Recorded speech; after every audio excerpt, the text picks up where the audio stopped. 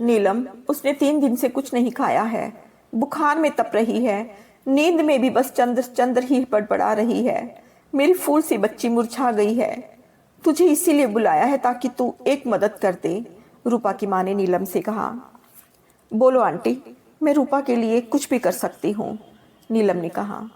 तू जानती है चंद्र कहाँ रहता है? घर तो नहीं जानती, पर ये जानती हूँ कि किस मोहल्ले में रहता है। बेटी, तो फिर ये खत चंद्र तक पहुंचा दे और ये 5,000 रुपये भी उसे दे देना। उसे कह देना कि ये शहर छोड़ दे। वो चला जाएगा तो रूपा को भी लगेगा कि अब दूर हो गए हैं। आंटी, मुझसे ये पाप मत करवाओ प्लीज, नीलम ने बड़े दुख के साथ कहा। तुझे रूपा का वास्ता बेटी, उसकी जिंदगी के लिए ये करना होगा, चाहे पाप हो या पुण्य, मैं नहीं जानती। आंटी, वो शहर छोड़कर तो चला जाएगा, पर पैसे नहीं लेगा। आप पैसे रख लो वापिस। बेटी ले जा, ना ले तो वापिस कर देना। बेचारा अचानक कैसे शहर छोड़ेगा, बात बात पर पैसे काम आते हैं। तू ये कह देना कि तू दे रही है, मैंने नहीं दिए। नीलम चंद्र के घर की ओर चल पड़ी। चंद्र का घर कौन सा है? नीलम ने किराने वाले से पूछा। वो सामने वाला घर है मेम साहब, किराने वाले ने इशारे से बताया। नीलम ने इशारे की तरफ देखा तो 2 कमरों का एक घर नजर आया, जिसका मुख्य दरवाजा अंदर से बंद था। नीलम ने दरवाजा खटखटाया। दरवाजा कोई 19 साल की लड़की ने खोला। चंद्र का घर यही है? हाँ यही है। सुनो, तुम रूपा हो क्या? उसने नीलम को देखकर पूछा। नहीं, मैं रूपा नहीं हूँ, मुझे चंद्र से मिलना है। ये सुनकर वो लड़की दरवाजे के सामने से हट गई और एक कमरे की तरफ इशारा किया। नीलम कमरे में चली गई। चंद्र बेसुध सोया पड़ा था। नीलम ने देखा कि उस सीलन भरे कमरे में किताबों और चंद्र के कपड़ों के अलावा कुछ नहीं था। घर से सीलन की बदबू आ रही थी। उसने कमरे के बाहर दलान की ओर देखा। चंद्र की साइकिल एक साइड में खड़ी थी। वो कमरे में टेबल के पास कुर्सी पर बैठ गई। वो लड़की पानी का एक गिलास लेकर आई, जिसने दरवाज़ा खोला था। भैया को बुखार है 3 दिन से, मैं जगा देती हूँ, पर आप ज़्यादा समय मत लगाना, वो लड़की बोली। उसने चंद्र को जगाया। नीलम को देखते ही चंद्र चौंक कर उठकर बैठ गया। क्या हुआ रूपा को? उसने अधीरता से पूछा। कुछ नहीं हुआ, वो ठीक है। तुम बीमार थे ना, इसीलिए तुम्हारा हालचाल पूछने आई हूँ। रूपा ने भेजा है ना? उसे कैसे पता चला कि मैं बीमार हूँ? रूपा को सब पता है। अब लेट जाओ, लेटे लेटे बात करो। नीलम ने चंद्र की बहन की ओर देखा। चंद्र की बहन वहां से चली गई। रूपा बीमार है बहुत। ओह रूपा, चंद्र ने कहा। रूपा की माँ ने एक खत दिया है तुम्हें देने के लिए। उसने चंद्र की ओर एक खत बढ़ा दिया। चंद्र बेटे, मैं तुम्हारा और रूपा का दर्द समझती हूँ। अगर तुम इसी शहर में रहे तो दोनों दर्द में रहोगे। दूरियां थोड़ा दर्द कम कर देती हैं। रूपा 3 दिन से बीमार है, बहुत तेज बुखार है उसे। ना दवा लेती है, ना खाना खाती है। नींद में भी चंद्र चंद्र ही बड़बड़ाती है और कांपने लगती है। मैं तुम्हें रूपा की कसम देती हूँ, इस शहर से दूर चले जाओ और कुछ बन कर दिखाओ। कुछ बन जाओगी तो मैं कोशिश करूँगी, रूपा को तुमसे मिलाने में मदद कर सकूँगी, पर इस वक्त तुम्हें यहाँ से जाना ही होगा। रूपा और तुम्हारे लिए यही सही है। वक्त का तकाजा भी यही कहता है। रूपा दर्द में मर जाएगी। मैं उसे समझाने की कोशिश करूँगी कि तुम कुछ बनने के लिए शहर से बाहर गए हो। बात को समझने की कोशिश करना। एक दुखियारी माँ। चंद्र ने खत पढ़कर नीलम को वापस लौटा दिया। नीलम ने मुट्ठी में भरे 5,000 उसकी ओर बढ़ा दिए। चंद्र ने एक नज़र डाली और अनदेखा कर दिया। नीलम ने कहा कि रूपा के घर की तरफ कभी मत जाना। पर मैं तो उसका घर जानता ही नहीं, चंद्र ने मासूमियत से कहा। चंद्र, तू पूरा बंदर है। इतने साल हो गए, आज तक उसका घर नहीं देखा? नीलम ने विस्मय से पूछा। उसने कहा, नहीं, मैं सच में उसका घर नहीं जानता। आंटी जी से कहना मैं कल चला जाऊंगा। हो सके तो रूपा को संभाल लेना। अब कुछ बनकर ही लौटूंगा। चंद्र, अपना ख्याल रखना, नीलम ने कहा। चंद्र ने दर्द से आंखें बंद कर ली। 2 बूंद आंखों से लुढ़क आई। नीलम ने हाथ बढ़ाकर पोंछना चाहा, पर रुक गई। उसने चुन्नी से अपनी आंखें पोंछ ली और कमरे से बाहर निकल गई। रुको, चंद्र की बहन आई। सुनो, भैया नींद में ही रूपा रूपा बड़बड़ाते हैं। रूपा ने भैया का दिल तोड़ दिया है। जन्म से ही दुखी है वो। भैया की माँ मेरी बड़ी मौसी थी।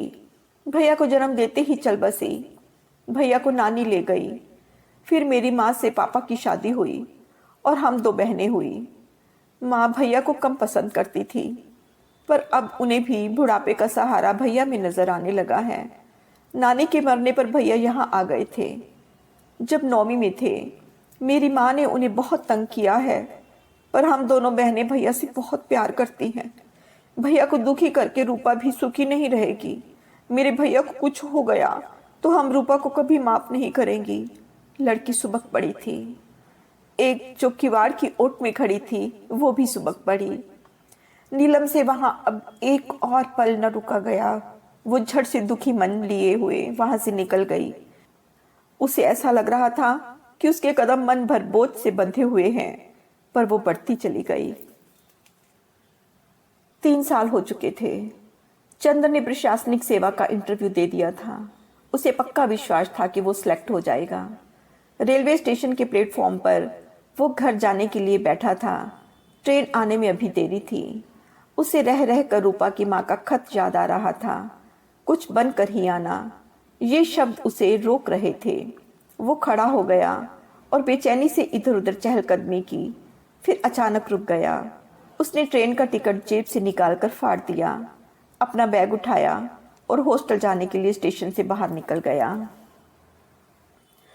चंद्र जैसे ही घर से साइकिल निकालकर बाहर आया, वैसे ही मोहल्ले का आधा पागल लड़का गुल्लू वहां आ गया।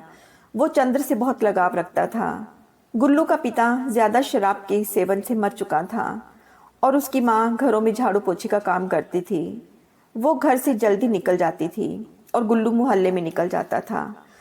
गुल्लू ने चंद्र से अपनी पगलाई बोली में कहा, चंदर चंदर, मुझे साइकिल का एक चक्कर लगवाओ।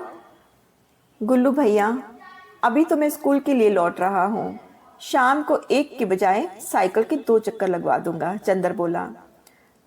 ठीक है, अगर शाम को चक्कर नहीं लगवाई तो छड़ी से पीटूंगा तुझे।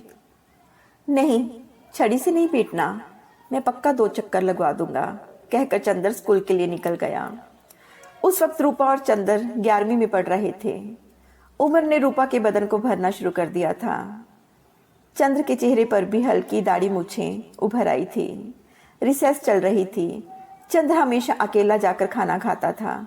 चंद्र जैसे ही अपना टिफिन लेकर अलग जाने लगा, रूपा ने टोका, तू हमेशा अकेला ही क्यों खाता है चंद्र? ऐसा क्या माल लाता है इस टिफिन में? माल वाल कुछ नहीं, माँ ने कहा है कि अध्ययन और भोजन अकेले में छुप कर करना चाहिए। पर अध्ययन तो वो तू हम सबके बीच ही करता है, फिर भोजन भी कर ले। अब माँ की दोनों बातों में से एक तो माननी चाहिए ना, मुस्कुराते हुए उसने कहा, और वो अलग खाने चला गया। लंच के बाद दोनों मैदान में थे, एक दूसरे को छूने का खेल खेल रहे थे। चंद्र की बारी आई और वो रूपा को छूने पीछे दौड़ा। रूपा दौड़ रही थी। सामने एक पेड़ आया तो जैसे ही वो पलटी, चंद्र ने उसे छूने के लिए हाथ बढ़ाया और उसका हाथ रूपा के वक्ष को छू गया। दोनों ही स्तब्ध थे। रूपा का चेहरा गुस्से में तमतमा गया और उसने जोर से कहा, बदतमीज। तड़ाक से एक थप्पड़ चंद्र के गाल पर पड़ मारा और रोती हुई वहां से क्लासरूम में भाग गई। चंद्र अवाक रह गया। अनजाने में उससे ये गलती हो गई थी। अपराध बोध और अपमान से उसके आंसू आ गए। नीलम एक पल चंद्र को देखती रही और रूपा के पीछे क्लासरूम में की ओर दौड़ गई। अन्य लड़के लड़कियां भी जो उनके साथ खेल रहे थे, सब अलग अलग जाकर बैठ गए। रोती हुई रूपा क्लासरूम में अपना बस्ता उठाए स्कूल के गेट की ओर दौड़ रही थी और नीलम बस उसके पीछे रूपा रूपा रुक जा रूपा करके अपना बस्ता लिए हुई दौड़ रही थी। मगर शर्म और गुस्से से कांपती हुई रूपा स्कूल के गेट से बाहर निकल गई। जड़वत चंद्र अपनी इस गलती के लिए खुद को बहुत बड़ा पापी समझते हुए क्लासरूम में आ गया। उसने अपना बस्ता उठाया और वो भी अपनी साइकिल लेकर स्कूल से बाहर निकल गया। चंद्र को साइकिल एक ट्रक जैसी लग रही थी। जिसे वो हाथों से धकेल रहा था। बुझे मन से चंद्र मोहल्ले में पहुंचा। उसे देखते ही गुल्लू आ गया। चंदर, साइकिल के चक्कर लगवाओ, तुमने कहा था, वरना छड़ी से पीटूंगा। छड़ी का सुनते ही चंद्र के पांव ठहर गए। उसने गुल्लू को अपनी साइकिल पर 2 चक्कर लगवाए। फिर बोला, गुल्लू भैया, मैं साइकिल खड़ी करके आता हूँ, फिर हम खेलेंगे। ये सुनकर गुल्लू तालियां बजाने लगा। चंद्र ने गुल्लू से कहा कि वहां उधर दूर चलेंगे। गुल्लू उसके साथ हो गया। मोहल्ले से दूर जहां घने पेड़ उगे थे, चंद्र वहां रुका। गुल्लू भी रुक गया। चंद्र ने वहां पड़ी लकड़ियों के ढेर में से उस सूखी हुई छड़ी उठाई जो बहुत खुरदरी थी। उसने उसे तोड़ा और गुल्लू से कहा, गुल्लू भैया, आपको सुबह साइकिल के चक्कर नहीं लगवाए थे ना? आप कह रहे थे कि मुझे छड़ी से पीटोगे। लो, इस छड़ी से मुझे पीटो। और अपनी दोनों हथेलियों को उसके सामने फैला दिया। भोले गुल्लू ने उसकी हथेलियों पर ताबड़तोड़ छड़ी से मारना शुरू कर दिया। और जोर से मारो गुल्लू भैया, हर बार चंद्र कहता, और गुल्लू और भी तेजी से मारता गया। चंद्र की आंखों से आंसुओं की कतार बह निकली। वह मन ही मन सोच रहा था, रूपा, तुझे गलत जगह छू दिया ना, मुझे ये सजा मिलनी ही चाहिए। गुल्लू उन्माद में मारता जा रहा था और हर मार चंद्र को अपने मन के घाव पर मलहम जैसे लग रहे थे। चंद्र के हाथ से खून रिसाया था। अचानक जैसे गुल्लू को होश आया, उसने चंद्र के लहूलुहान हाथ को देखा और उसकी आंसुओं से भरी आंखों को देखकर उसने छड़ी फेंक दी और चंद्र को गले लगाकर रोने लगा और फिर रोते रोते घर की ओर भाग गया।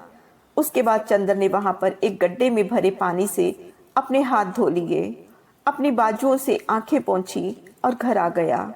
उसे मन पर कुछ हल्कापन महसूस हो रहा था, पर रह रह कर उसे रूपा को छूना याद आ रहा था और वो सर छटक कर उसे जेहन से निकाल देना चाहता था। सुबह जब वो उठा तो उसने देखा कि गुल्लू उसके हाथों पर मलहम लगा रहा था। चंदर, तू जाग गया, बहुत दर्द हो रहा है ना? गुल्लू रुआंसा होकर बोला।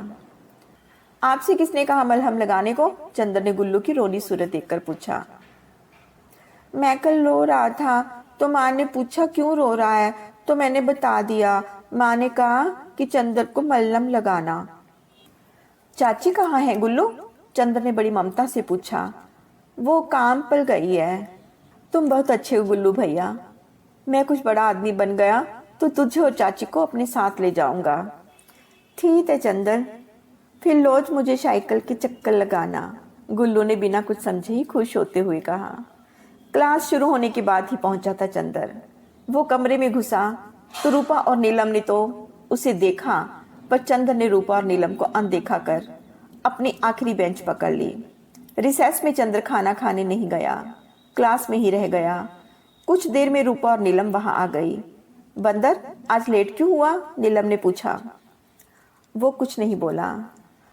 रूपा चंद्र के करीब आई।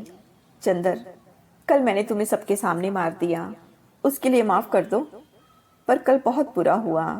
मैं सोच भी नहीं सकती थी कि चंद्र कभी। सुनो, मुझे देह छूना पसंद नहीं, जानती हूँ तुमने जानकर नहीं किया, पर बस मुझे बहुत गुस्सा आ गया था। मैं जानती हूँ चंद्र कभी ऐसा नहीं कर सकता। सुन रहे हो ना?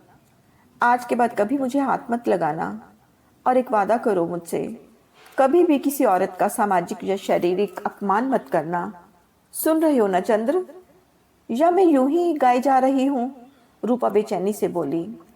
चंद्र बस सिर झुकाए बैठा रहा। तुम्हारे हाथ पर ये पीला पीला क्या लगा है? नीलम ने पूछा। चंद्र ने हाथ पीछे कर लिए।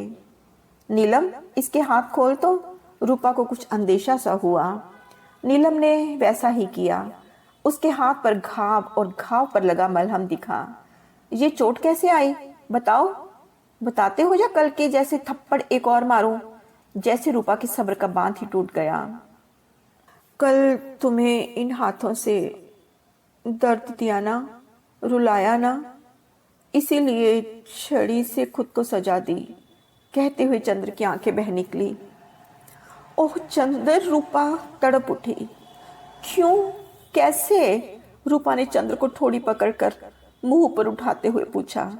चंद्र ने आंखें बंद कर ली और गुल्लू और छड़ी वाला सारा किस्सा कह सुनाया। तीन दिल और तीन जोड़ी आंखें एक साथ रो रही थी। चंदर, मेरे लिए खुद को इतना दर्द दिया, रूपा ने सुबकते हुए कहा। तुम्हारे दर्द के आगे तो ये कुछ भी नहीं, कहकर चंदर ने